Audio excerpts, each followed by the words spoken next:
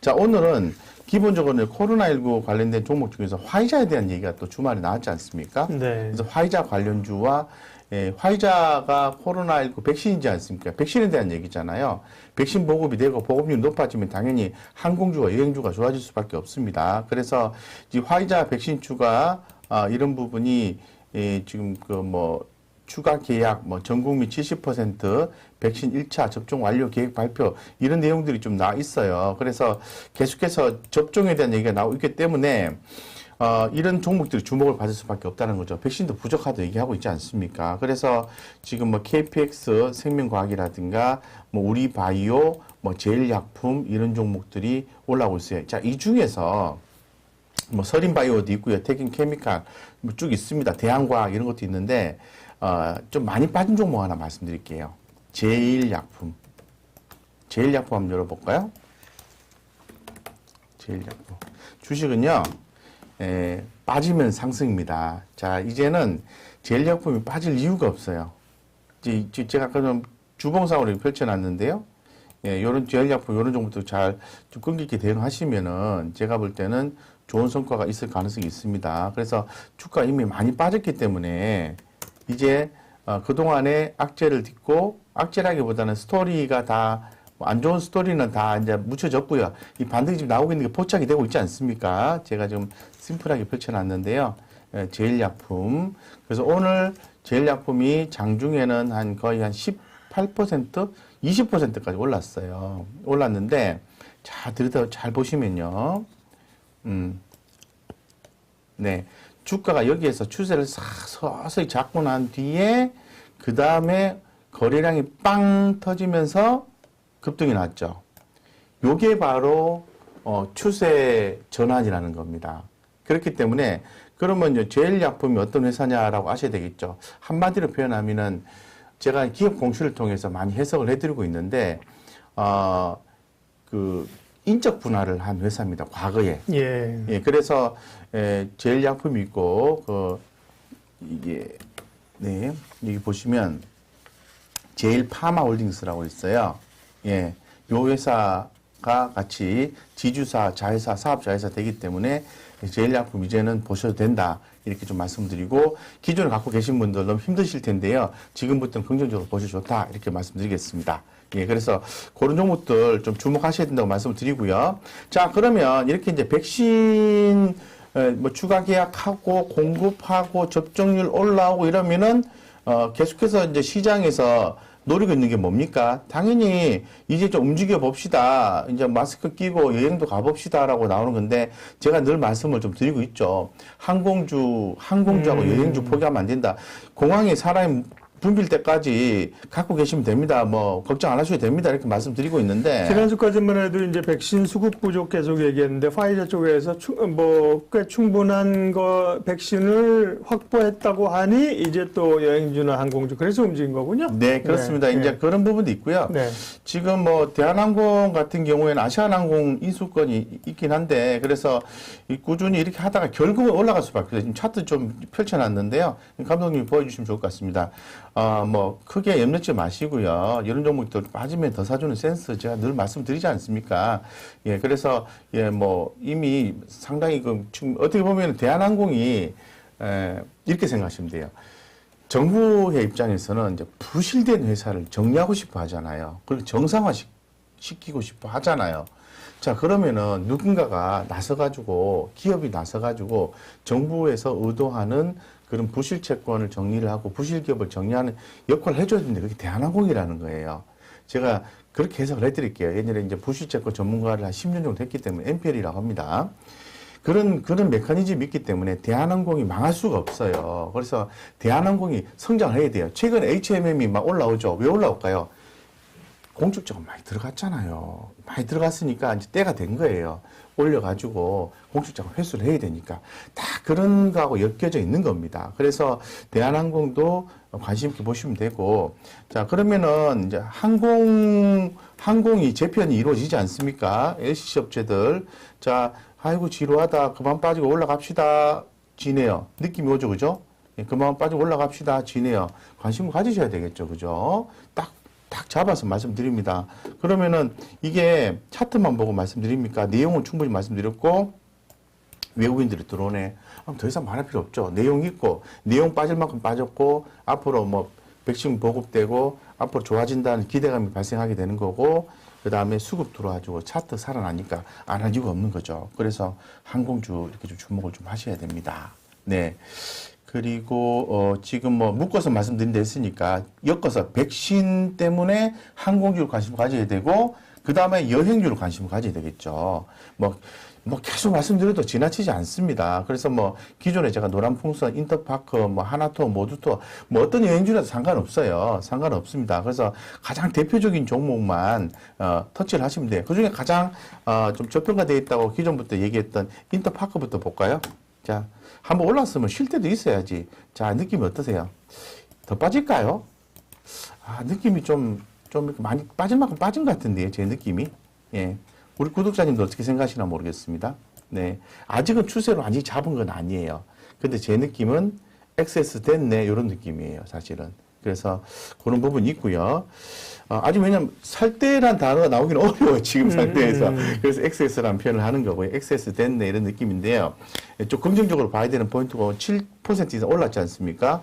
그래서 보셔야 되고. 자, 그 다음에 노란풍선. 노란풍선이요, 좀 돈을 많이 빌리긴 했어요. 근데 뭐 성장을 하기 위해서 돈을 좀 빌린 거니까 저는 긍정적으로 봅니다. 노란풍선.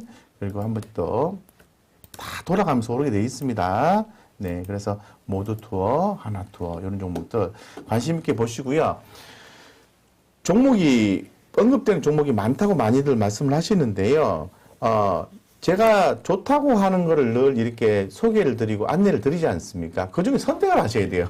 저보고 선택까지 해달라면 안 돼요. 네. 그래서, 1, 2, 3, 4, 5, 6, 7, 8, 90 이렇게 쭉 말씀드리면 그 중에 내가 보았을 때 나는 이게 좋아. 그러면 거기서 한 개, 두 개 선택하셔가지고 꾸준히 수익을 내는 그런 전략을 취하시고 내가 선택한 종목이 마침 성과가 안 좋으면 버릴 수도 있어야 돼요. 이렇게 버리고 또 따라오셔야 돼요.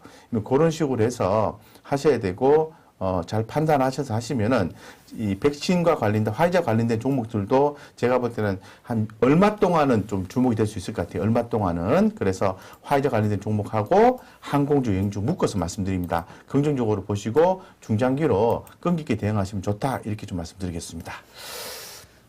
네. 묶어서 말씀드렸습니다. 네. 백신 관련해서 예, 항공여행주 말씀하셨고요. SKIT가 이번 주에 이제 공모하잖아요. 네, 그렇습니다. 이번 주로 네. 알고 있는데요. 네. 예, 수요 10만 5천 원 공모가고 수요 예측 경쟁률이 1883대 1. 1400대 1 정도 예상했는데 1800까지 넘어갔나 봐요. 역대급으로 나왔네요. 네. 그죠? 네. 네. 그러니까 기관 수요 예측한 거잖아요, 지금 이거. 네. 기관 수요 예측이 1883대 1이니까요. 네네. 와, 뭐 개인들도 엄청나겠네요. 그죠? 예, 그거는 네. 청약하셔야 돼요. 네. 왜 해야 되냐면은 제가 계속 말씀드리잖아요. 단독 회사가 아니라 그룹사에서 네. 이렇게 계열사나 이런 자회사가 상장하는 경우에는 그거는 사실 이론상으로 보면은 뭐 100% 안전해요 이렇게 말씀을 못 드려요. 근데 사실 현실적으로는 안전하지 않습니까? 어떻게 보면은. 그리고 유통 가능 수량이 되게 중요하거든요. 유통 가능 24%예요. 예, 유통 가능 수량이 24%이기 때문에 주가가 약간 뭐 품절 주까지는 아니더라도 유통 가능 수량이 25% 미만이면은 주가가 밑으로 꺼지기는 어려워요. 그래서 한 주라도 받으면 다만 뭐 20만 원이라도 먹을 수 있는 가능성도 충분히 있기 때문에 청약을 안 하실 이유는 없습니다. 네. 없습니다. 하셔야 됩니다. 네. 증권사가 많이 있죠. 이번에 보면 할 수 네. 있는 데가. 네. 제가 그 어제 방송하다가 하나 좀 잘못 안내를 좀 드린 네. 게 있었는데 네네. 제가 이제 미래에셋 증권이 이제 대표 주관사고요. 맞아요. 한국투자증권이 주관사고 네. 삼성증권 없나요? 물었는데 있어요. 없어요라고 했는데 제가 예, 수정하겠습니다. 삼성증권도 수량은 작지만은 그 청약을 하실 수 있습니다. 제가 잘못 말씀드린 거 수정하겠습니다. 네. SK, NH, 삼성증권도 참여할 수가 있습니다. 28일, 29일간 이틀간의 이제 경쟁이 그렇습니다. 엄청 치열하겠네요. 네. 한 주라도 받아라. 네. 그렇죠. 네. SK IT 뉴스가 올라와서 봤고요. 네. 곽영훈 부장님과 함께 하고 있습니다. 주식 라이브 쇼. 네, 또 여러분들 응원해 주시고요. 다음은 뭐 오늘 가장 뜨거웠었던 해운주, 그 다음에 플러스 조선주. 네. 네. 새로운 건 아니고 사실 쭉 얘기를 했었는데, 네, 그죠? 네. 또 이제 탄력을 받으니까 네. 강하게 오늘 올라오네요. 네네. 제가 그 자료를 뽑을 때요. 지난번에 말씀을 드렸다 해가지고 말씀을 또 안 뽑고 그게 아니에요. 제가 자료를 뽑는 기준이 뭐냐면은 어제 건 지나간 거예요. 근데 오늘 자료 조사를 또 새롭게 또 해보니까 또 언급이 돼요. 시장에서. 그러면 반복적으로 나오게 돼 있어요. 그 최근에 반복적으로 나오는 게 뭡니까? 해운주, 조선주, 반도체 계속 얘기가 나오잖아요. 그리고 계속 반복적으로 이렇게 말씀을 드리다가 새로운 게 톡 튀어나오면은 제가 요거 새로운 겁니다. 요거 따끈따끈한 겁니다라고 말씀을 드리잖아요. 그래서 지금 계속 그 지난번에도 말씀드린 것처럼 이 폴크 운임 지수가 최고치로 올라오고 있는 거지 않습니까? 그런 것도 있고 또 아까 말씀하신 것처럼 상해 운임지수 이런 것도 있고요. 그래서 지금 운임지수가 역대 최고치를 이제 경신을 하고 있는 그런 상황입니다. 이기 때문에 지금 아무래도 원자재 수요가 또 증가가 되고 또 뭐 전반적으로 또 항공 운임도 킬로그램당 9불 올라가면 비행기값 비싸면 또 해운으로 해가지고 또 이렇게 물건을 옮겨야 되지 않습니까? 어쨌건 지금 뭐 운임이 계속해서 유지 이상이 되고 있는 거죠. 그래서 해운주는 비중 확대 의견을 시장이 제시를 하고 있어요. 자, 그러면 우리가 좀 기본적으로, 네 종목은 보자라고 말씀드리고 있지 않습니까? 그럼 뭐 내용 다 아시는 거니까 차트 좀 가지고 말씀 좀 드릴게요. 기본적으로 가장 대표적인 것은 HMM이에요, HMM. HMM 뭐 추세 대응하시면은 계속 가고 있습니다. 뭐 표시를 해놓은 거 그대로 표시를 해놨는데, 가고 있는 거는 건드리지 마세요. 예, 건드리지 마시고 계속 좀 대응을 하시면은 되겠습니다. 되고요. 가는 종목 계속 간다 이렇게 말씀을 드리고 있고 그 다음에 그래서 이제 팔고 나면 아이고 억울하다 생각하시는데 또 사면 돼요. 좀 그렇게 생각하시면 되고 HMM이 넘버 원이고요. 그 다음에 페노션.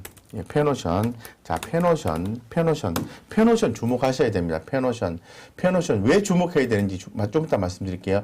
페노션 제가 말씀드렸잖아요. 의미 있는 가격대라는 표현을 제가 많이 하는데 제가 생각하는 그 의미 있는 가격대는 뭐 이평선에 대한 개념도 있고요. 그리고 그 기관 외국인 매수 평단가의 개념도 있고 좀 지나면 이제 공매도가 나올 텐데 공매도 매수 추정가라는 개념도 있고요. PER, PBR 3년치 평균을 나온 값도 있어요. 한 7개가 넘어요. 의미 있는 숫자가. 그 중에서 의미 있는 숫자를 선정을 했을 때 요거는 빠졌을 때 공략하셔야 됩니다. 그래서 유지가 되면은 하방 잡아놓고 상방을 열어놓으면 됩니다. 근데 상방 가잖아요. 그죠? 그래서 요거 주목하셔야 되고요.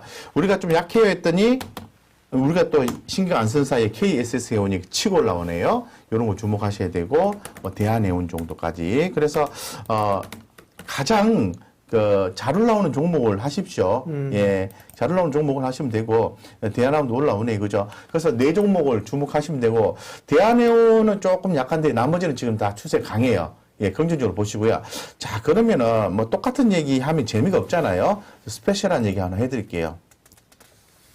딱 한마디로 표현하겠습니다. 따단. 자, 이겁니다.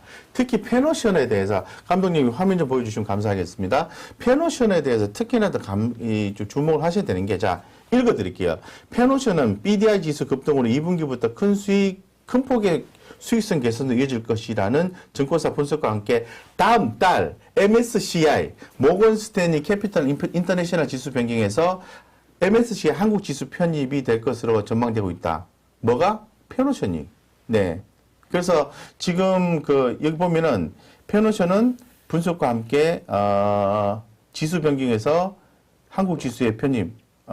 이건 조금 다른 얘기 같네요. 다른 얘기인가요? 제가 잘못 봤나? 네. 이건 조금 다른 얘기 같습니다. 제가 잘못 이해를 한 것 같습니다. 예, 그래서 지금 MSCI 지수 변경에서 한국 지수 편입될 것으로 지수에 그렇죠. 페노션이 편입될 것으로 전망이 된다. 예. 제가 그렇게 저도 이해한 것 같습니다. 갑자기 문구가 좀 달라진 것 같아가지고.